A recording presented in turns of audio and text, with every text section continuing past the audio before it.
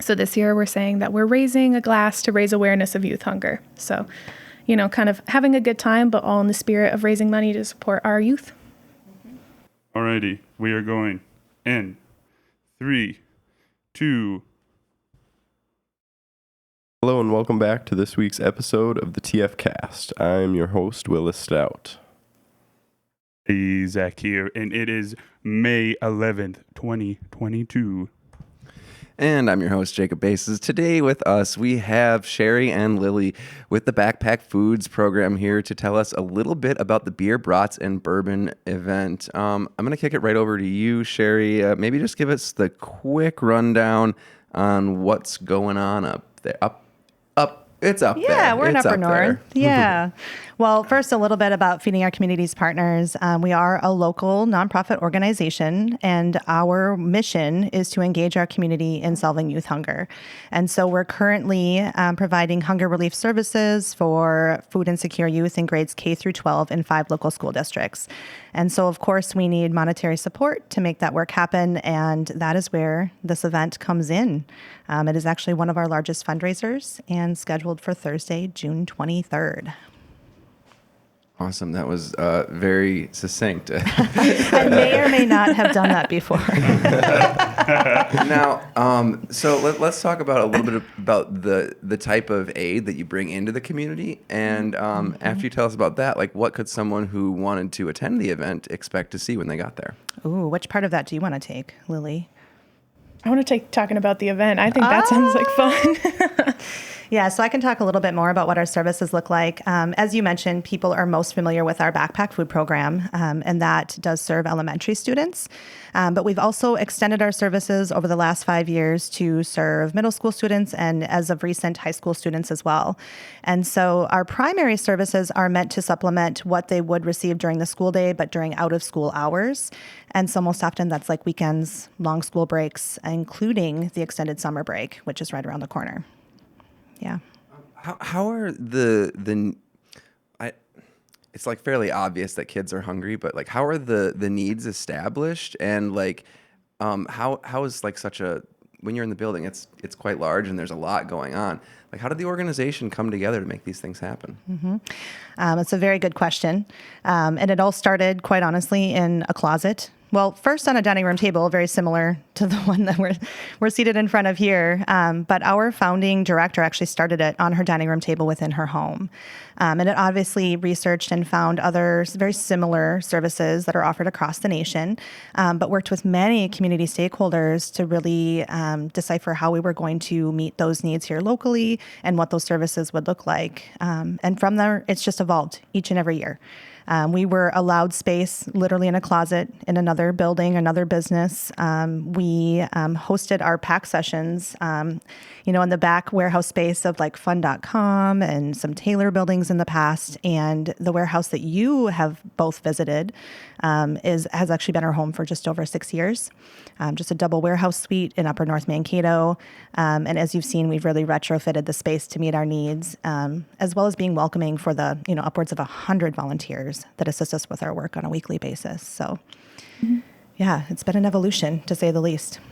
I'd say in terms of like really fun data, there was this report that came out in 2008 called the Missing Meals Report, and that was done across the state of Minnesota, looking into where not just kids, but like where are residents of Minnesota missing meals, whether they're doing like just 2 meals a day or 1 meal a day, like where are people missing that 3-day a meal mark. And Blue Earth County was found to be one of the most meals missed in the state of Minnesota in terms of, like food insecurity. So that also has informed what we do today, and noticing that there are meals being missed in this community, and we're going to start by trying to tackle youth hunger, and then working with other partners who are assisting in the other areas of hunger relief. I will say one of the things that's very unique about our programming that we're also very proud of is that there aren't a lot of hoops or red tape to jump through to access the services. We want them to be access to any and all who feel that they're food insecure or find difficulty in providing regular nutritious meals for their children. And so we do have a 3-point checklist on our website. But families do not have to provide any financial information to receive services. And so if you identify as food insecure, we're here to serve your children as needed. Yeah. That's really great. And to the event, the Beer Brats and Bourbon event, this isn't the first time this has been going on either. So it's the return of a annual. Can it be called a fundraising event? Yeah. So the event has taken like a ton of different forms, and it started in, what was it, 2017? 2016? Sounds right. 6 years ago. Sometime around there. With the new building. With the new Yeah, space. yeah, Cool. exactly. And so when COVID hit, we had to change the way the event happened. Like a lot of other nonprofits and a lot of other just events had to change. And so in 2020, normally it's like a on-site event, and in 2020 we switched to virtual, where everything was streamed. Soul Asylum was performing that year, which was fun. And then 2021, we were like, okay, well, we really liked some of those features of a virtual event, particularly our block party option, where folks we'll drop off what we call party packages at your house, and then you get together like your neighborhood, your friends, your business, whoever you want, and you actually host a party in your backyard. So we give you like brats from Schmidt's Meat Market, a bottle of bourbon, a bunch of 12 packs Craft of beer. beer. Yeah. Yeah. Like, I think that's like 4 12 packs of beer, and then like some nice little specialty fun items along with that. But you have everything you kind of need to host a party. That was super popular in 2020. So we were like, well, might as well offer it in 2021. And then we also did an on-site event. So we did like a hybrid format for 2021, and we're going to do that again this year. So the on-site event features food. It's like Grilled fare. yeah, we call it grill fare, but there are brats in among that. And then there's beer tastings that are there. We'll have some people on site sampling bourbon. And then there's live music. We try to feature local as much as possible. So the bands this year, the DW3 and Nate Boots and the High Horses. There's a ton of games. I think like everybody's favorite is the Bourbon Wall, which is just a giant wall of bourbon, and you pay like $30 and you pull a poker chip, and it has a number that's on the bottom of one of the bottles. So then you win it. Very fun. High reward. Everyone gets a prize. Yeah. Nobody loses there. So there's a ton of really awesome games. There's fun fundraising throughout the night to try and connect people back to our mission. So this year we're saying that we're raising a glass to raise awareness of youth hunger. So, kind of having a good time, but all in the spirit of raising money to support our youth. Sure. Tell me more about the bourbon. We can get to the beer too.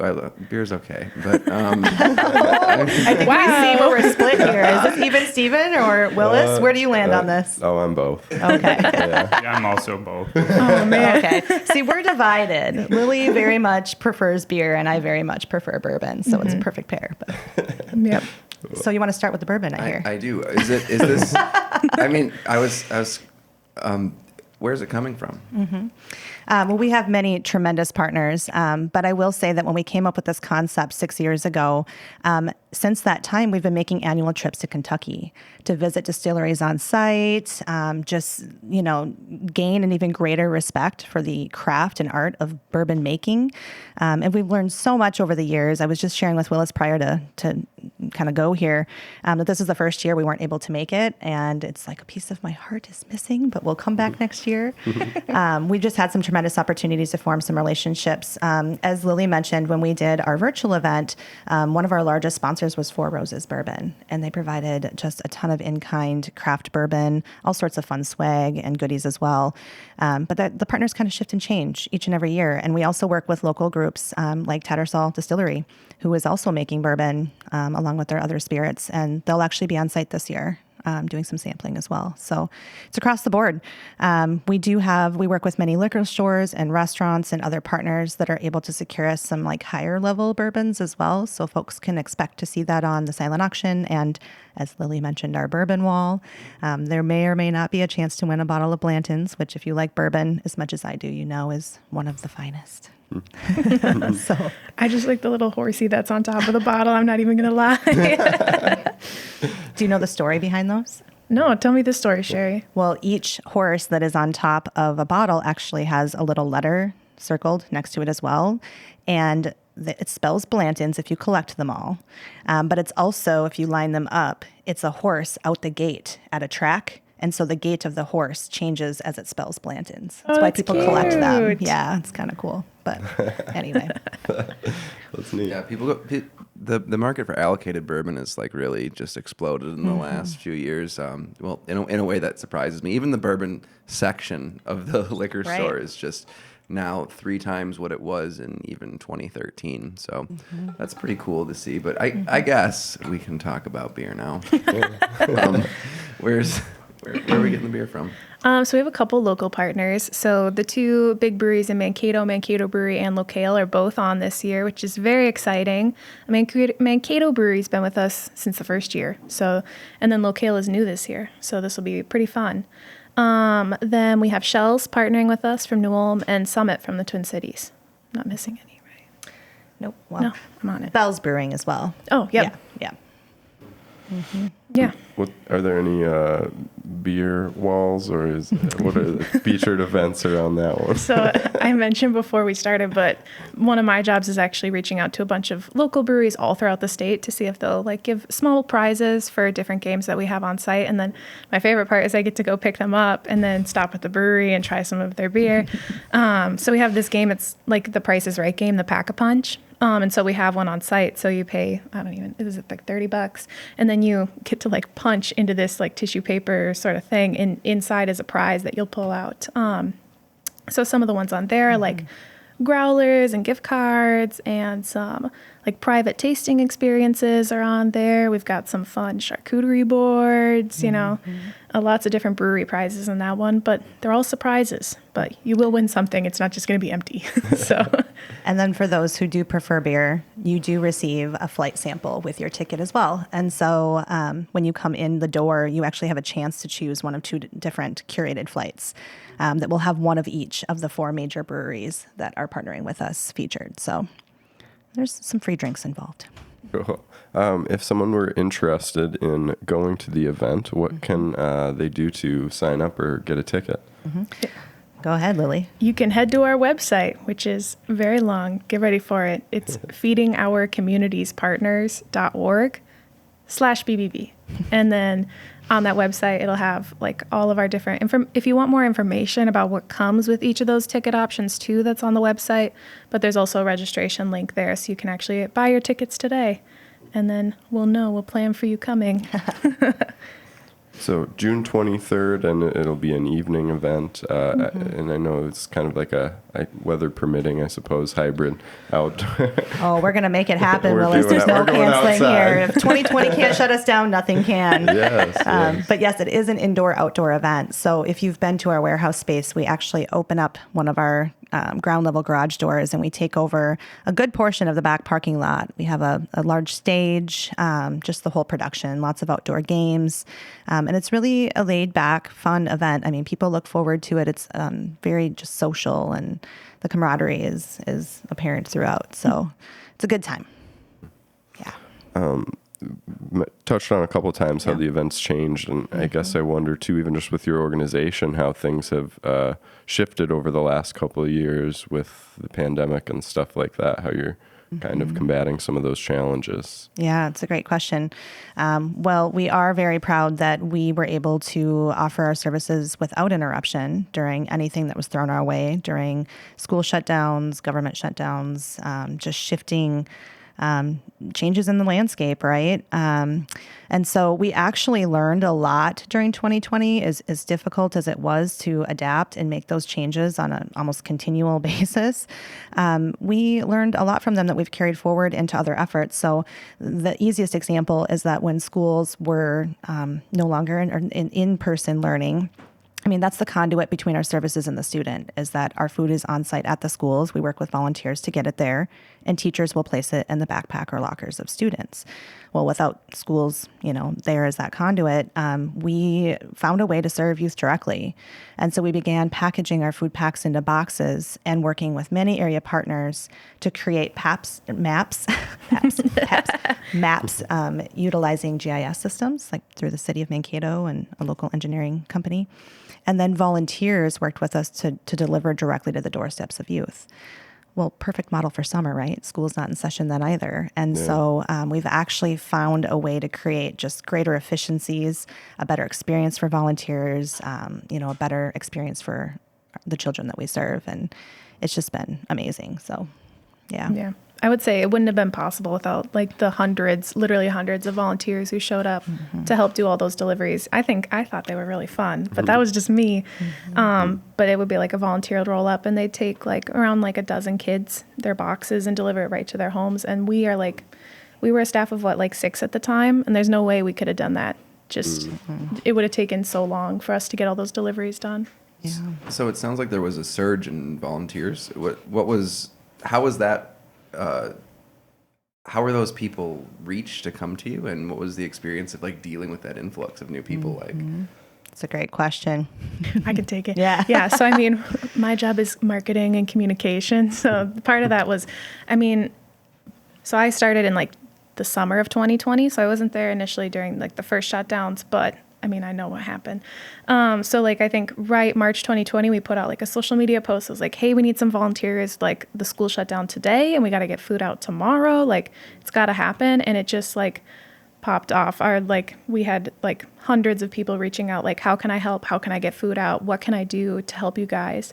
And we've been able to sort of like funnel people into helping us pack up the food for those kids, helping deliver the food. They help out at all of our different events and everything. And while like the volunteer levels have not, like on our level, we've never had a problem meeting those volunteer needs throughout all of this, which has been so incredibly important for us.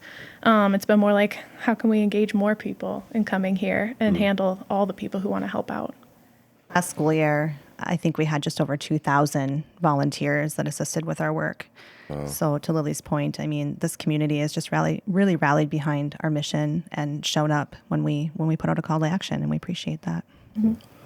It's amazing that you're able to stay flexible in those challenging times, because I suppose hunger doesn't go away just because the standard industries have shut down. So it's awesome to see flexibility. I think that's one of the caveats of being a locally developed nonprofit, right? Like we're not part of a national brand, and we have great autonomy to decide how we're going to serve our mission on a day-to-day basis. So that works in our favor often. Question actually for both of you: How was it that you came to be involved in the line of work? Getting involved with this nonprofit, or if you've been doing this type of thing for a long time. Yeah, well, I've been in the nonprofit sector for over 22 years. All of my nonprofit experience has been here in Mankato, but with other organizations. I've been with FOCP for going on 7 years. And I would say that it's just this community. We have a very strong nonprofit sector here in the greater Mankato area. There's a lot of partnership and a lot of collaboration. And I still hear from an outside perspective this idea of competition and, you must all be fighting for the same funds or the same volunteers. And we just don't find that to be true.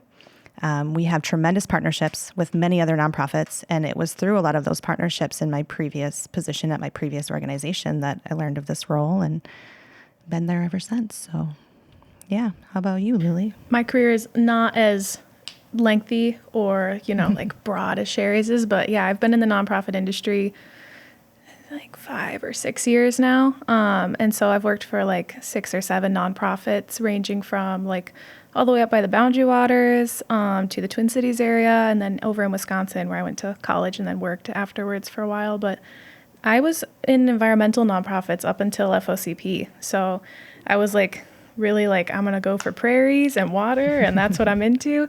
And then I was like, you know what, this seems like a really cool organization back in Minnesota, which is where I wanted to be. And so then I started getting into youth hunger stuff, and it's not like no cause is greater than any other, but it definitely, like, I'm like kind of a cryy person. And so there are times when like we're looking through student surveys and just the impact of the work hits, and you're just like, wow, I feel just incredibly fulfilled by what we're doing, because it makes a huge impact. It's fun to see like the kids we send them surveys at the end of each year just to kind of figure out like what foods they don't like and like are our programs working, and they like do drawings on some of those sometimes to express how they feel if they're not as good at writing yet, just if they're younger. And those pictures are always so cute. I almost like the ones where they complain more, when they're like, the backpack is so heavy, there's too much food, and you're like, oh. Or I wish there was dinner. Yeah, exactly. Yeah, but like some of the things, like they just say it so much better than I ever could as a marketer. Like they'll say like, oh, how does the program make you feel? And then they say like, not hungry, happy. And it's just like, it just like makes such an immediate, you're like, oh, I wouldn't have put it that way, but that it relates to your emotional well-being as well. But yeah. Yeah, it's very easy to see the impact of this work. And the fact that it's local and serving local children really keeps people, I think, coming back. We have many volunteers that give on a weekly and or monthly basis, and we know that time is precious, so it means a great deal to us. In the beginning of the interview, we touched briefly on like the why. I mean, and food insecurity is an obvious why, but is there a kind of more of like a long answer about like the state of food insecurity in this area and like where we're at here, and not just what people can do through this organization, but through others to at least help or maybe even just understand and see the problem. Absolutely. If I were to offer a resource, Feeding America has wonderful resources for how you can get involved in work like this. And they also have some really great data on their website about the shift due to the pandemic in food insecurity and the rise really for children and families. Currently, we know that there are roughly 1 in 8 students or youth that are battling food insecurity in the state of Minnesota. And we could guess that would ebb and flow depending on, any given month, truthfully. And that's what's interesting too, even from our perspective, from boots on the ground, we have an open enrollment policy. And so our enrollment will ebb and flow too as the school year goes on, typically climbing. And we didn't mention this, but we are serving just under 900 students currently within the 5 local school districts that we serve. And so that's not a small, it's not a small thing, but do you want to add on to that? Yeah, I would just say like there's a ton of data too that goes out about how important it is to have sort of that well-balanced or access to nutrition at a young age. It can inform how your relationship with food for the rest of your life, like how you interact with it as a kid and what access you have as a kid. So our goal is to really make sure that they have that they can sort of set up good food sort of goals as they get on later in life, and like our high school program, which is very exciting. It's like brand new, so we like to talk about it a lot, but it's actually operating as like a food pantry or grab and go bags, depending on the school you're in. But it allows them to start making decisions about what they would like to eat and, like making meal decisions and figuring out how to put meals together and like thinking more for themselves than just like getting food to eat, So.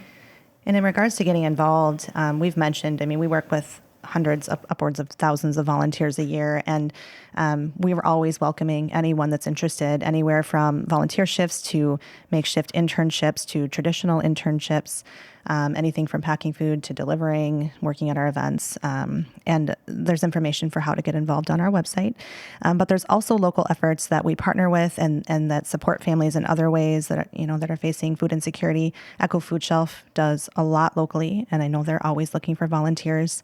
There's also a newer initiative called the South Central Minnesota Food Recovery Project. And they're looking for volunteers on a weekly basis, preparing recovered food to then be distributed to families as well. So lots of opportunity. Lily, you mentioned nutrition, and I heard your voice tick up when you said it, and I thought, what type of foods are you offering, and is there any educational aspect to like? I guess what I'm trying to say is there some kind of do you understand where I'm going? I kind of get where you're going. Just give us the nutritional bit. Yeah, we'll see. So for our backpack and power pack programs, students actually receive like on a weekly basis, like during the school year, they receive a bag of food. They're called like our food packs.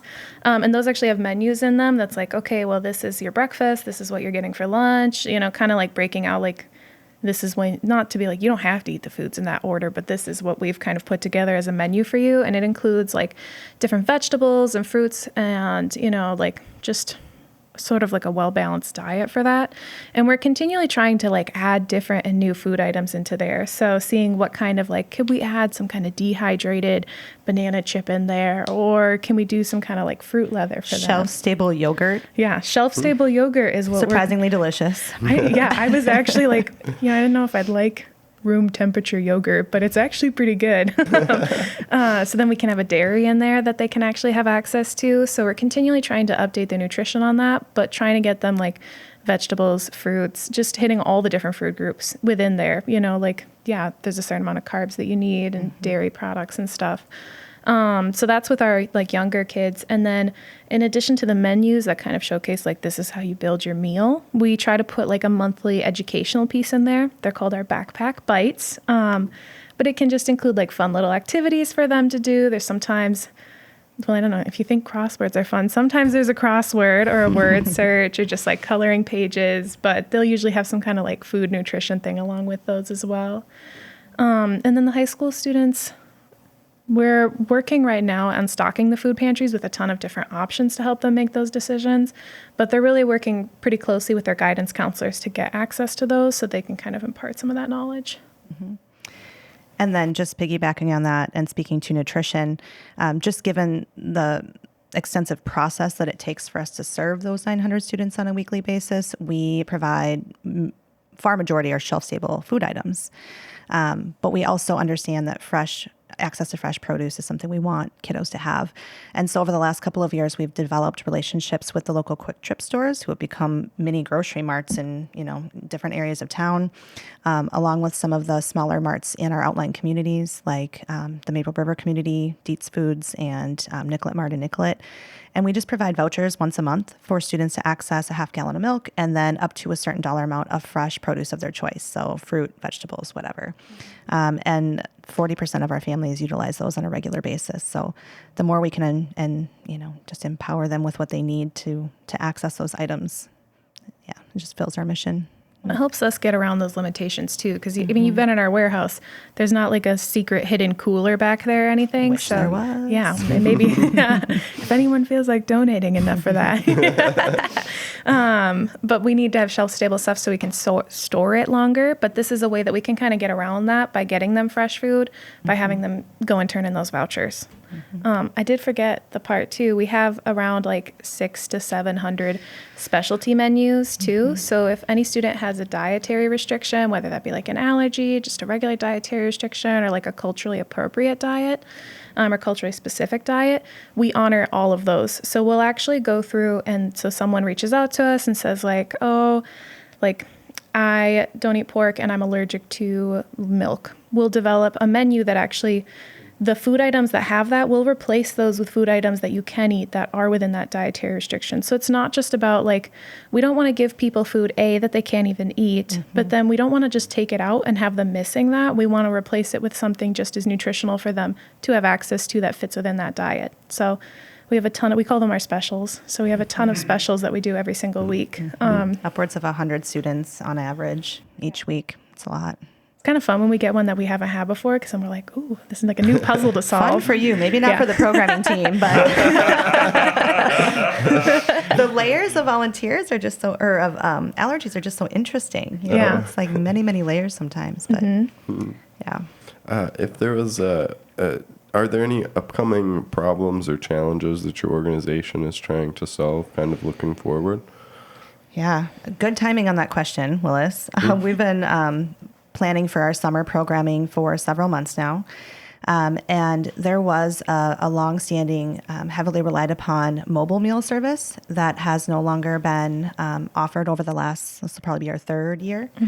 And so learning of that 3 years ago, we rallied our greater Mankato area Hunger Assistance Network and said, hey, is there something we can do here? Can we collectively come together and try to fill this weekday meal gap? And so we're doing that again.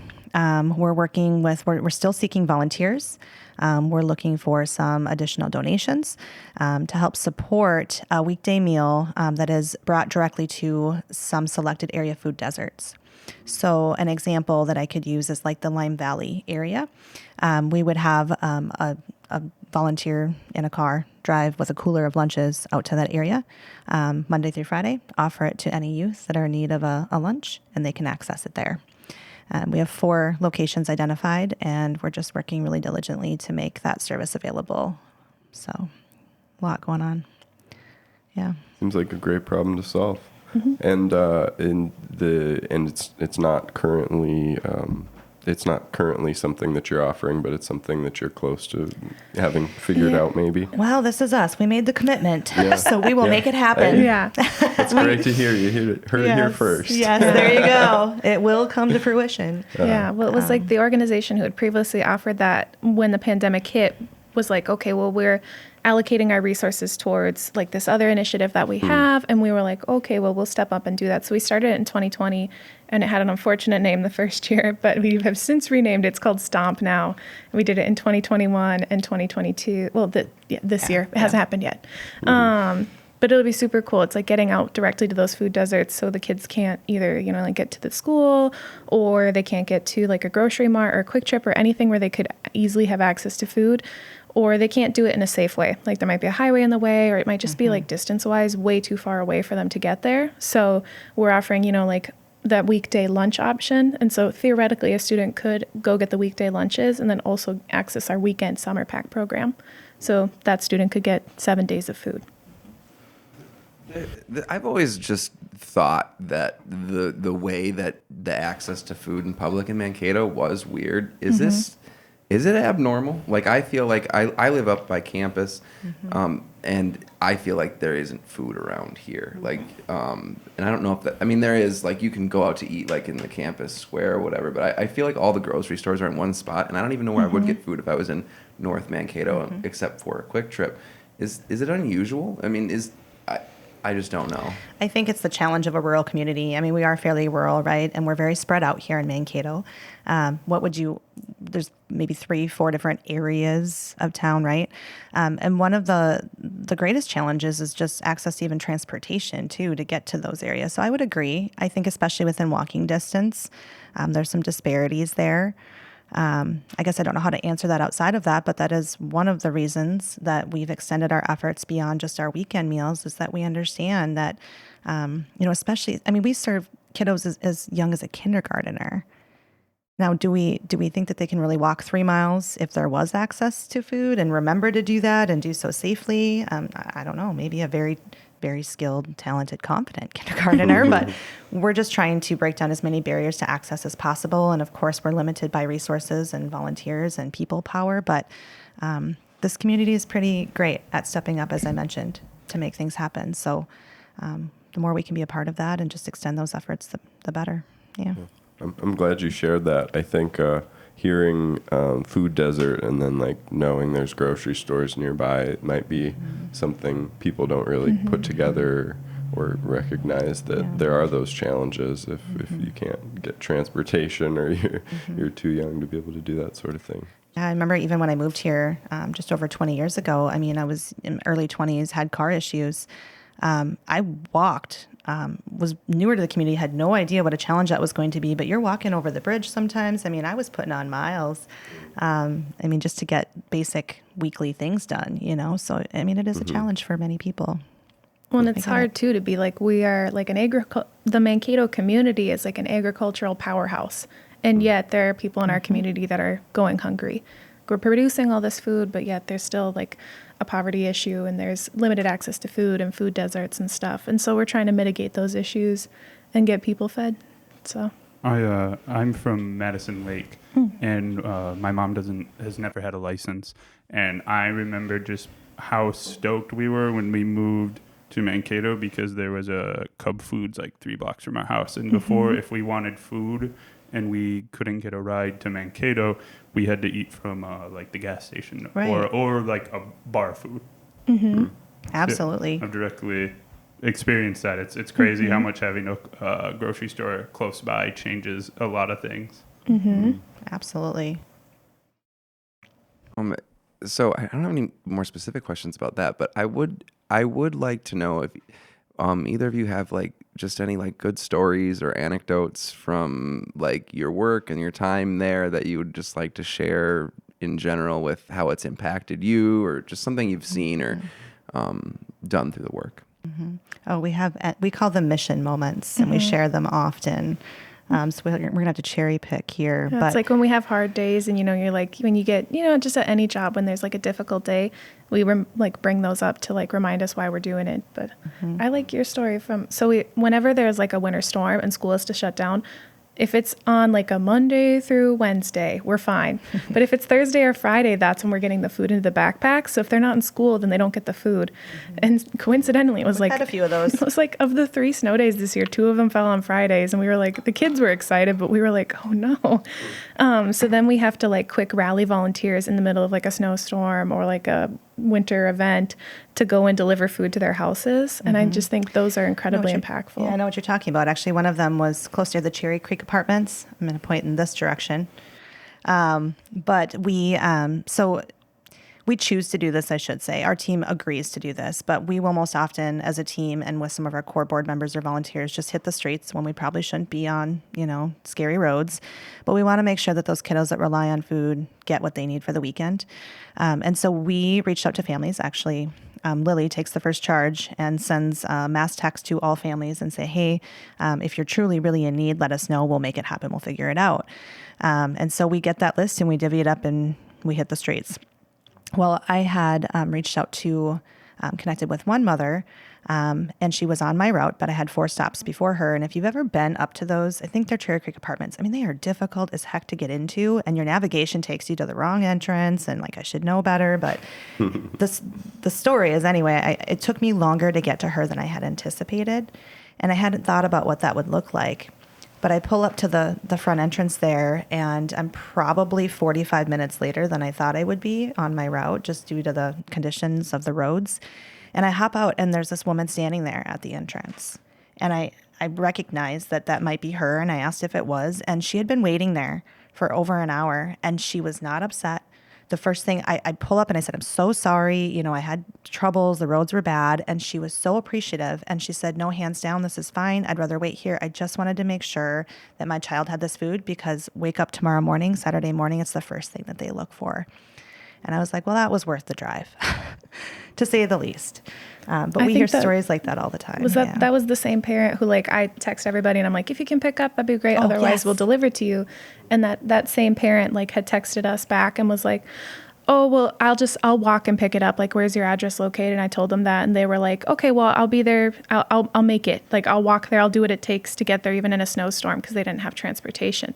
And I was like, you know what? Like, if they're going to walk here, I'll just look it up. So I looked up where they were at and noticed they were all the way over here, which is like a 10-mile walk. And I'm like, that parent, it was just so impactful to be like, just how much care they were like willing to walk like 10 miles to get food for their kid, because it's that important to like the work. So it just, I'm like, I always get like it's like that SNL skip where she's like, I'm getting a little clamped, it's me. So. Well, and I think our favorite interactions are those directly with youth sometimes when we're dropping food off, because we just kind of knock, drop, and go, or, we're a backpack food program. And there's a kid that like cheers like, yay, my food, or the little child that you just encountered. Yeah, so I live in Eagle Lake, so it's a bit out there. So usually when there's like a snow emergency, they're like, Lily gets all the Eagle Lake kids, because I have to go home at some point, and I went and delivered to this kid's house, and he came to the door and he was just so polite. I was like, wow, he like opened the door first off, like all spiffy, and was like, oh, thank you very much. And I was like, yeah, no problem. And he's like, have a nice day, ma'am. And I was like, oh, ma'am, okay. Using, just a formal title. I'd appreciate like a miss or something, So. Was it one of your first ma'ams? He was, yeah. I was like, oh my God, I'm only sorry like 24. to say it's not your last. I mean, to kids, they're probably like, oh my God, she's ancient. And I'm like, I'm in my 20s. Come on. Yeah. The survey data is always fun too to get. I know I said it before, but I always like when they have like complaints or something, because I'm always like, it's very much like a kid to be like, I don't like the peas, like, and then no thanks. Or that, they're just very cute, the things that they say. And a lot of times the parent one, like the kids ones are always really cute, and you're like, oh, cute. The parent ones are the ones that make me cry, because they're usually, they talk about how helpful this is for them and how helpful it is for their family, and how it eases the stress for them so they're able to do other things. I think one of our team members always shares that there was a family who, like a mom who reached out to us afterwards and was like, because this program freed me up and made me feel secure about having food, I was able to do like some night classes, and I'm actually able to be off the program now because I like got my GED and I now have a better paying job. So while we might not be like directly related to that, we're freeing people up so they have more availability to do other things, you know? It's not something you think about right away, like, oh, you feed someone and then that enables all these other things, but the success story is always awesome. Shows the importance of having your basic needs sort of covered, and that's really important. So if someone wants to help out and get involved either as a volunteer or support, why don't we close there even? How do they find out more and offer to help out? You do it so well, Lily. You can go to our web. Yeah. So if you want to donate, if you want to volunteer, if you want to just have a conversation with us, you know, you can go to our website, which is also feedingandfueling, all spelled out.org, which I just updated the website. So also let me know if you think it looks good. Yes, you can also find under events the tab for beer brats and bourbon and all of the details regarding that as well. That is excellent. Well, we're very excited to be helping out with that event and looking forward to it all. Awesome. Thanks for having us. Yeah, thank you for joining. Wonderful. Hey,